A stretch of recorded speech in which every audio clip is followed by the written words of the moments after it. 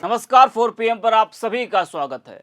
दोस्तों, middle east में जंग के चलते देश में गैस की भारी कमी है, जिससे आम जनता की हालत खराब हो गई है। जी हाँ, लोगों का बुरा हाल है।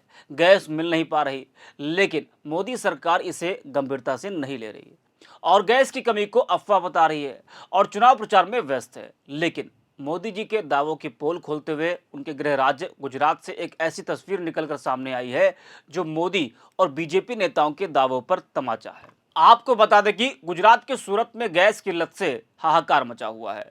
वहां पर रहने वाले प्रवासी मजदूर अपने वतन वापस लौट रहे हैं, जिसके चलते सूरत के उधना स्टेशन पर प्रवासी मजदूरों का जनसैलाब उमड़ पड़ा।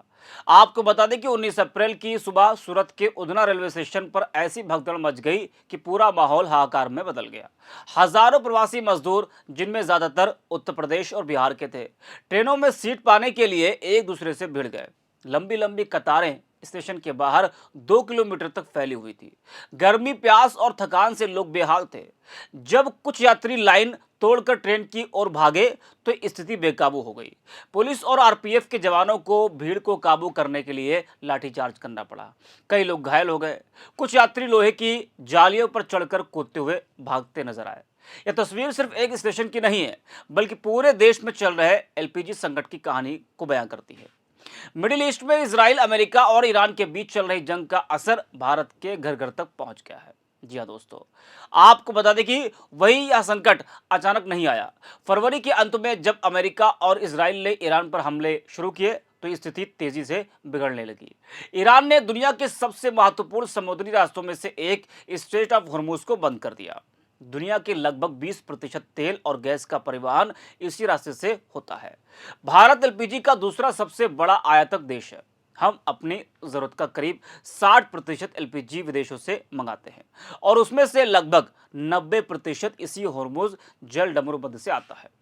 जंग शुरू होते ही जहाजों की आवाजाही रुक गई, सप्लाई चेन टूट गई और घरेलू गैस सिलेंडरों की किल्लत पूरे देश में फैल गई।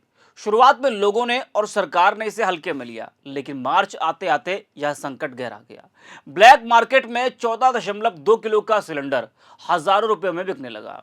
कई जगहों पर कीमत 500 प्रति किलो तक पहुंच गई। आम लोगों के लिए गैस खरीदना मुश्किल हो गया। इस संकट का सबसे ज्यादा असर सूरत पर पड़ा। सूरत को देश का टेक्सटाइल हब कहा जाता है, जहां लाखों प्रवासी मजदूर काम करते हैं। इनमें से ज्यादातर मजदूर उत्तर प्रदेश, बिहार, ओडिशा और राजस्थान से आते हैं।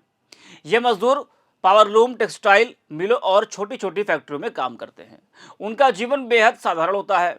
वे किराए के कमरों में रहते हैं, सादा भोजन करते हैं और अपनी कमाई का बड़ा हिस्सा गांव में अपने परिवार को भेजते हैं। लेकिन एलपीजी उनके लिए सिर्फ खाना पकाने का साधन नहीं है, बल्कि जीवन की बुनियादी जरूरत है।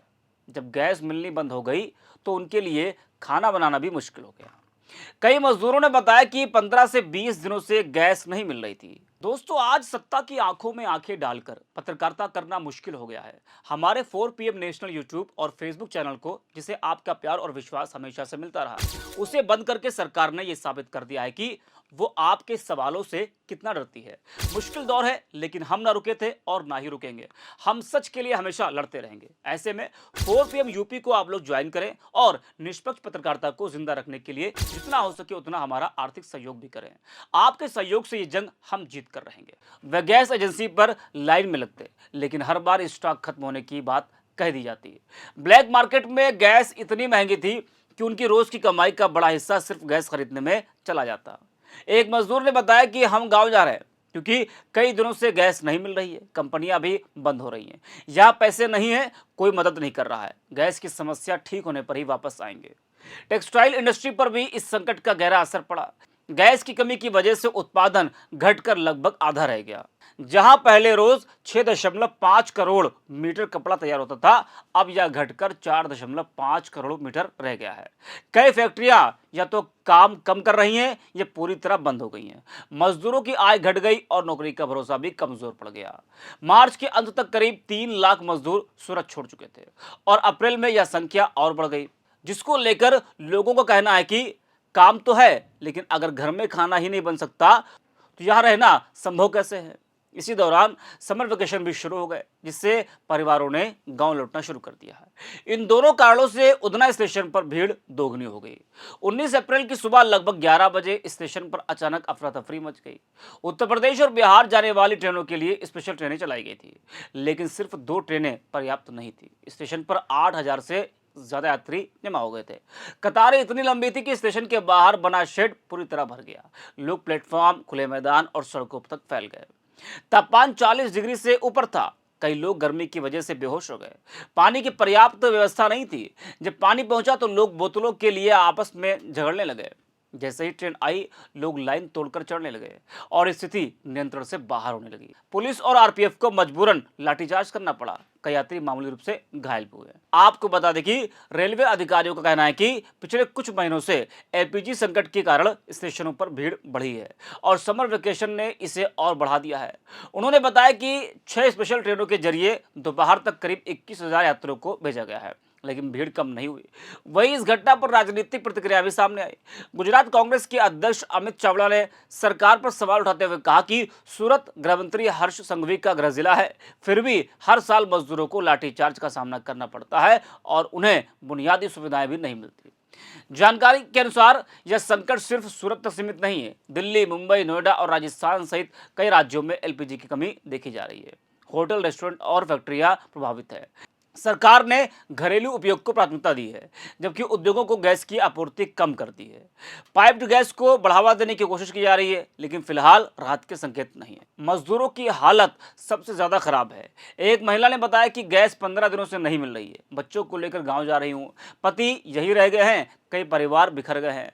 कुछ मजदूर वापस आने की बात कर रहे हैं, लेकिन कई ने सूरत छोड़ने का स्थायी फैसला कर लिया है। इस संकट ने सरकार की ऊर्जा नीति पर भी सवाल खड़े कर दिए हैं।